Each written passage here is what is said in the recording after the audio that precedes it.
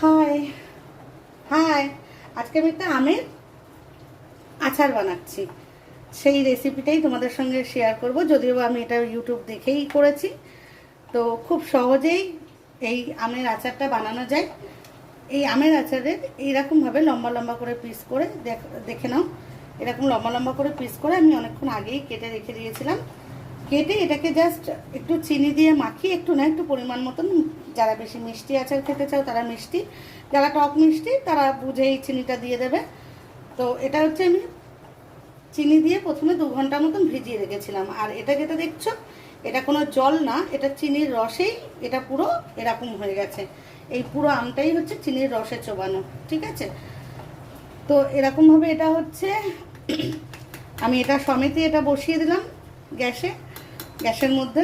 এটা জাল দিতে এটা কিছুক্ষণ ফুটবে, তারপরে ফোটার পরে আমি পরের রেসিপিটা তোমাদেরকে দেখাচ্ছি।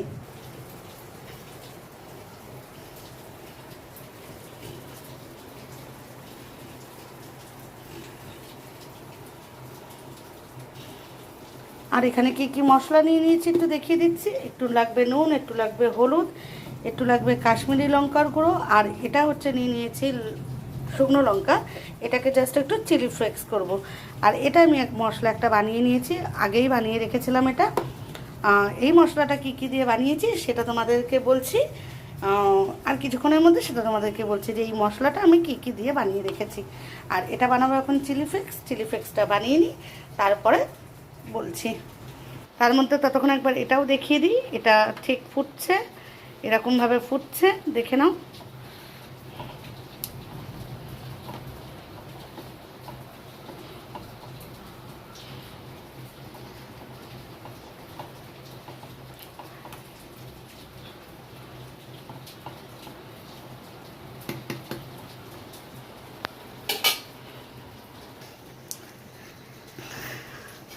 ঠিক এরকমভাবে ফুটছে।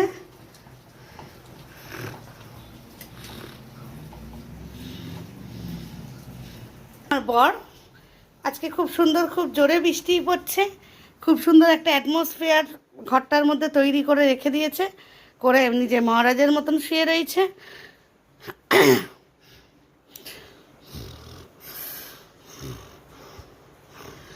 শুয়ে থাকতে থাকতে একটা জুস বানিয়েছি, বাবু সেই জুসটা খাচ্ছে।